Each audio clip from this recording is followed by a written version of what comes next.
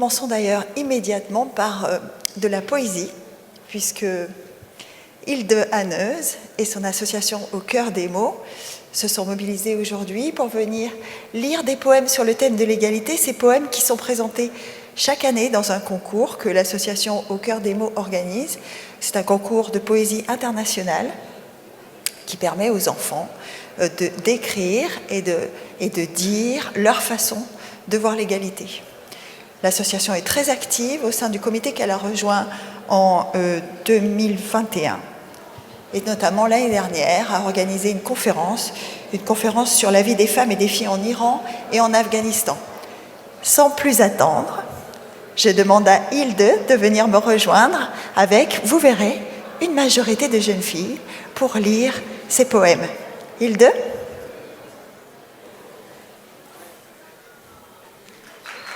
Ah bah oui, un peu d'encouragement s'il vous plaît.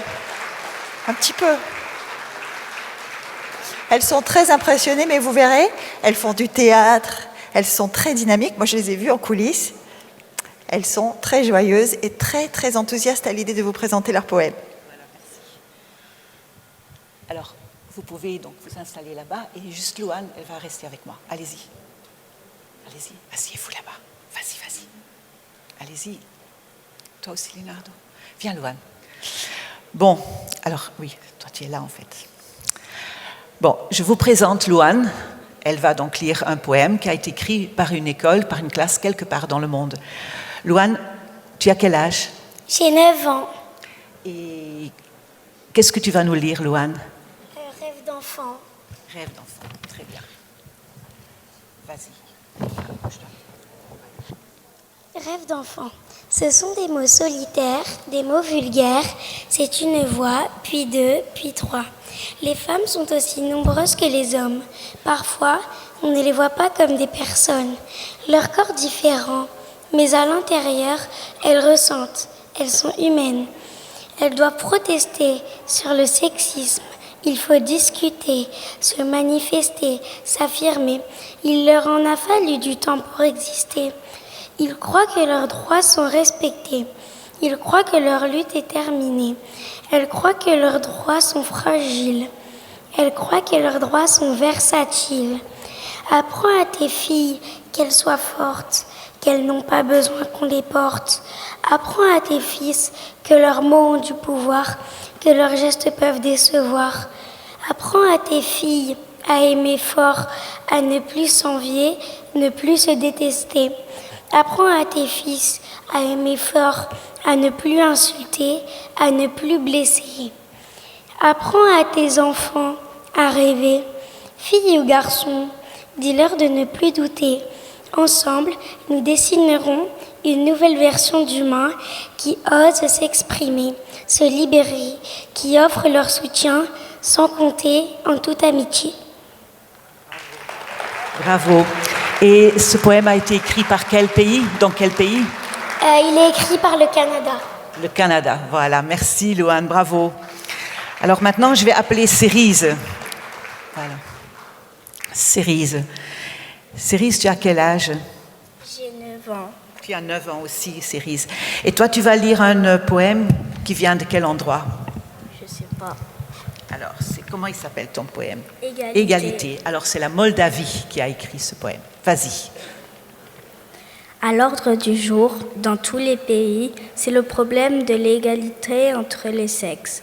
Mais ça reste sur le papier, car les filles et les femmes continuent à être discriminées. Dans la politique, l'économie et la science, elles sont moins acceptées. Dans l'éducation et la culture, elles sont toutes engagées car elles sont moins payées.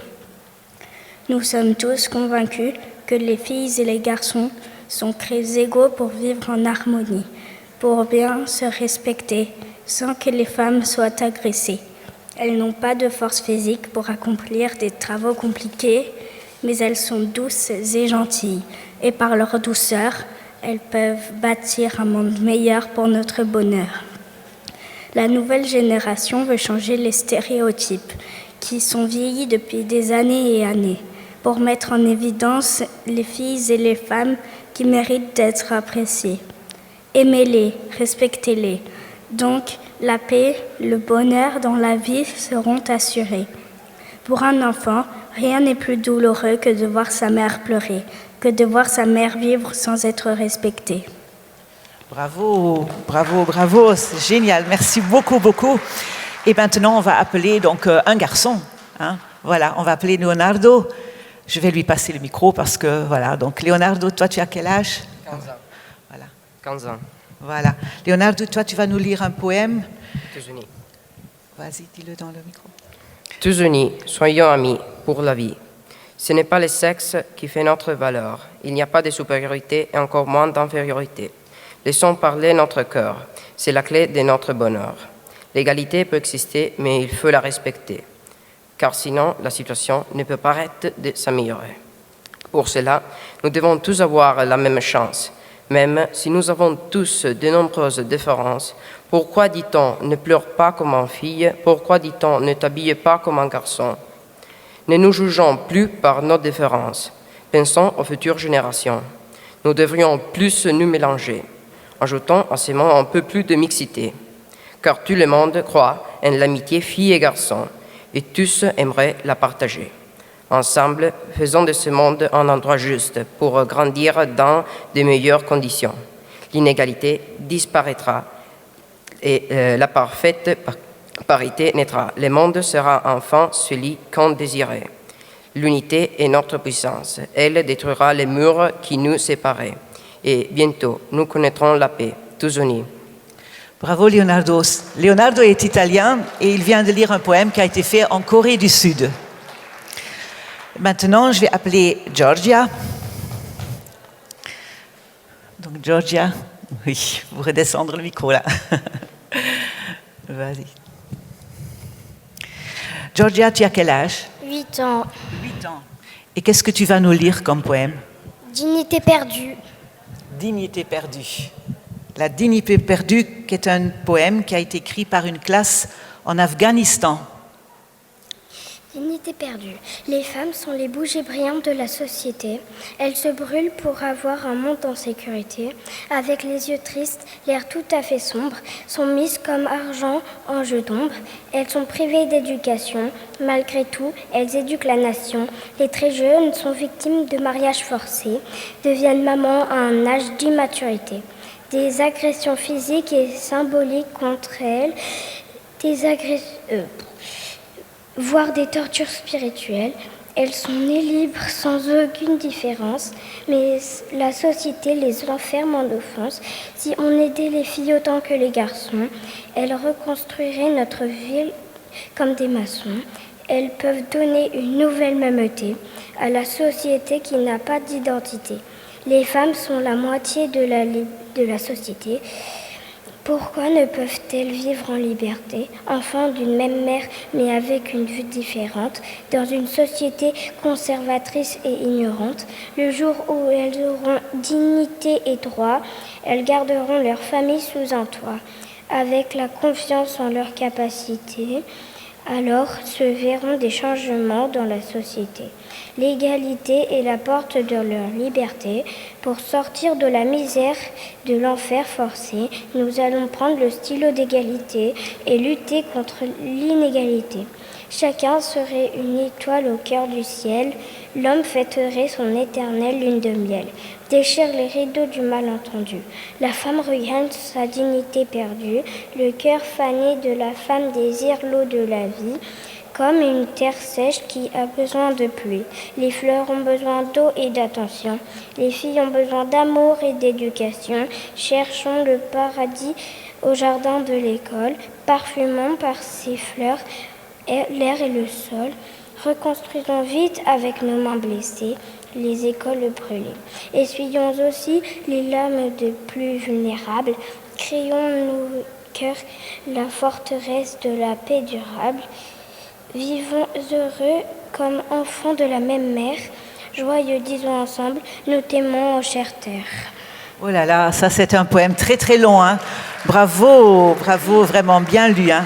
C'est excellent, merci beaucoup. Et maintenant, nous allons demander Eric, et je vais vous donner le micro, je pense que ce sera peut-être plus facile. Eric, vous allez nous lire un poème qui s'appelle comment? l'encyclopédie. Voilà, l'encyclopédie des disparités. Tenez-le bien comme ça.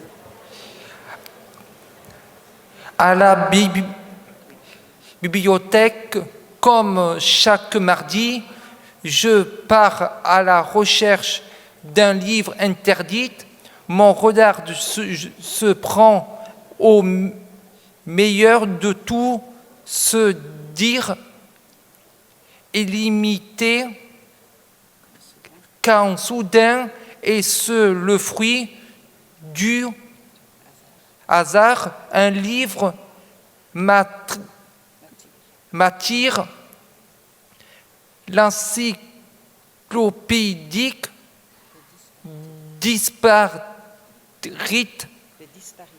disparité, les 10, ça me connaît, c'est normal, dysgraphique, dyscalculique, dyslexique, puisque c'est la quotidien de mes jours, mes disparates. Quelle est cette étrangeté? Le mot disparite me serait-il relevé dans ces livres sur les différences, le chapitre sur les inégalités, un homme, une femme commence, je décide de lire un premier fichier qui aborde un certain nombre de clichés. Dès la naissance, le premier discours. Voilà, on va lire peut-être ensemble. Ouais. Premier stéréotype. Le bleu pour les garçons, les roses pour les filles. Moi, c'est plutôt le vert. Les femmes au ménage, les hommes au bricolage. Moi, je préfère le jardinage. Pour lui, c'est devant la télé. Pour elle, c'est avec un bébé. Moi, j'aime mieux jouer de société.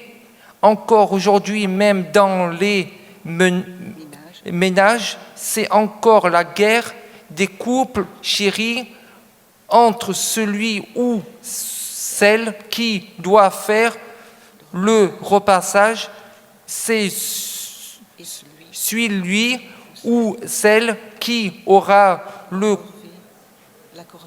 corvée de lit. Le premier pire se retrouve aussi dans les loisirs où ne peut Pas toujours se faire plaisir. où on ne peut pas toujours se faire plaisir au risque de voir les autres en rire. Fin. Dans le chapitre sur le travail, c'est encore un peu plus la pagaille. Pour elle, ce salaire, c'est encore la misère. Pour lui, j'ai courage. Les congés paternité sont toujours limités. Je me prends en rêve. Je me prends à rêver d'une autre liberté, de toutes ces différences pour être libre, entre dans le monde sans inégalité, libre de penser sans préjugés, libre d'agir selon ma volonté. Enfin, je referme ce livre achevé entre espérant un jour peut-être être libre de ce disparité. disparité. Waouh! Quel texte! Bravo, félicitations. Merci. Et le texte a été écrit par une classe à Versailles, en France. Bravo, bravo Eric. Je ne sais pas si on a encore du temps. Marilyn. Alors Marilyn, qu'est-ce que tu vas lire? Par un regard d'égalité. Par un regard égalitaire, voilà, vas-y. Tous les droits sont égaux, hommes et femmes, sans distinction. Au travail ou à la maison, il devrait pas avoir de discrimination. Mais dans l'enfance, à l'âge adulte, nous sommes divisés par les filles portent des robes roses et jouent à la poupée. Les garçons portent des vêtements bleus et jouent au foot.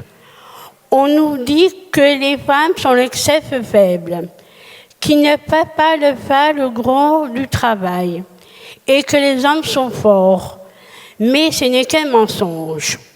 Chaque genre a son propre particularité, celle est vraie. Cependant, les droits et les devoirs doivent être les mêmes. Mais ce n'est pas ce que nous voyons.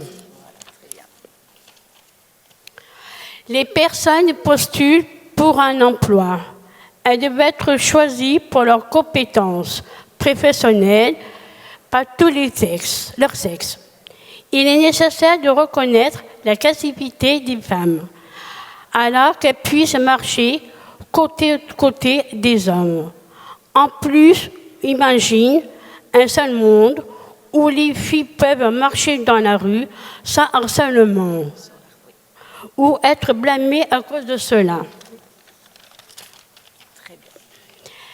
L'égalité des sexes est indispensable et dans cette recherche de l'évolution sociale du monde, il faut reconnaître que l'éducation a son devoir, plus de débats et d'activités qui encouragent la réflexion pour une humanité juste, où l'amour pour les autres pourra triompher.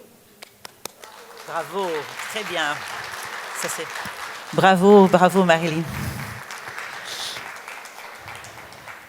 Alors maintenant, je rappelle Louane qui va nous lire un poème qui a été écrit par une classe en Tunisie. Vas-y Louane. Fraîcheur des jasmins, filles et garçons, poupées et ballons, chacun de son côté vit son conte de fées. Malek, Leïla, Ali, Fatma, Omar, Lily. On s'assoit sur le même banc, fredonnant la même chanson. Amitié, égalité. Et laisse-moi copier. Fares, Sana, Brahim, Zora, Youssef, Ranim. 10 fois 10 font 100, mais tu pleures, bon sang. Des jasmins et un œillet, souris s'il te plaît. Khalil, Farah, Kamel, Myriam, Zied, Manel. J'écris mes souvenirs, tu corriges mes défauts, je colorie tes sourires pour faire un beau tableau. Ayoub, Emma, Elie, Ors, Khaled, Inès. Sautons les barrières, cassons les maillons, on est très fiers. Nous sommes des enfants. Adam, Yasmine, Ryan, Sarah, Skander, Amen. Bravo. Excellent. Merci, merci, merci Loane. Et maintenant, oui, ça marche maintenant de nouveau. Oui, pardon. Après Louane, on va appeler de nouveau Cerise. Et Cerise, qu'est-ce que tu vas nous lire? Les masques et haut les cœurs. Bas les masques et haut les cœurs. Et ça, c'est un poème qui a été écrit par une classe au Luxembourg. Vas-y. Fermez les yeux pour les rouvrir et voir un monde meilleur, où tout le monde peut être soi-même. Plus de clichés, plus d'excuses. Je suis occupée. Non, tout le monde doit y contribuer. Sortir sans avoir peur de se faire siffler. Porter ce qu'on veut sans avoir à se justifier. Être fier de sa personnalité et simplement vivre comme on est. Sortir sans avoir à supporter le regard des autres. Tu l'as vu? Il devrait s'habiller comme un homme. Il faut se montrer fort, dirait la société. Et ne pas montrer ses sentiments, en levant tous ces masques qui cachent qui l'on est et vivons simplement notre identité. Avoir le droit de travailler, être épanoui de ce métier, recevoir le même salaire et pouvoir en être fier, être respecté en tant que parent employé sans se faire condamner. Soyons plus solidaires et fiers de nos différences et abattons ces murs qui nous séparent. Imaginons un monde où personne ne serait jugé, critiqué, catalogué, intimidé. Tout le monde serait bien dans sa peau, sans cliché, sans avoir à se justifier. Alors, bas les masques et haut les cœurs. Bas les masques et haut les cœurs. Bravo. Bravo, bravo. Merci beaucoup, merci beaucoup. Et là, donc, on va faire encore un dernier poème avec notre petite Georgia. Alors, Georgia, qu'est-ce que tu vas nous lire comme poème? Le reflet. Le reflet. Et le reflet a été écrit par une classe à Djibouti. Telles les deux faces d'une unique monnaie, forgée dans l'or et l'argent d'un riche minerai. Telle la beauté d'une mer aux eaux claires, reflétant le magnifique bleu d'un ciel de verre. Filles et garçons ne formant qu'un ensemble, dans un monde où l'humanité aujourd'hui tremble. Les guerres nous surmontâmes main dans la main, hommes et femmes nous marquions dans un parchemin. Les garçons grandirent et devinrent soldats, les filles mûrirent et les soutinrent dans leur combat. Les larmes versées et les rires avaient le même goût, filles et garçons ne formant en effet qu'un tout. Épidémie, maladie, à travers les âges nous connûmes, nous décimant sans discrimination aucune. Le corona aujourd'hui nous combattons, filles et garçons sûrement nous vaincrons. La vie nous forgea et nous façonna égaux. Pourquoi nos droits sont-ils alors inégaux? Oui, j'en clamant, cette discrimination, n'est-ce pas là une abomination? Toute vie devrait-elle plus sacrifier afin qu'à vos yeux sa valeur puisse augmenter? Présidente, députée, footballeuse, elle deviendra l'histoire. Elle marqua, mais on l'ignora. Faisons remontrance de nos valeurs et faisons fi de tout déshonneur, clamant la justice et l'équité, à travers desquelles toute fille aura mérité de voir son rêve se réaliser comme elle se doit. Seul son choix devra compter. Voici son droit. Oh là là, quelle poésie. Bravo, bravo, c'était dur. Bon, je crois qu'on s'arrête là. Je vous remercie pour votre attention. Et puis, je vous souhaite encore une très, très belle matinée, une belle journée. Merci à tous les enfants, merci aux jeunes. Merci beaucoup. Feels like my future's crushed, 'cause my baby's scared.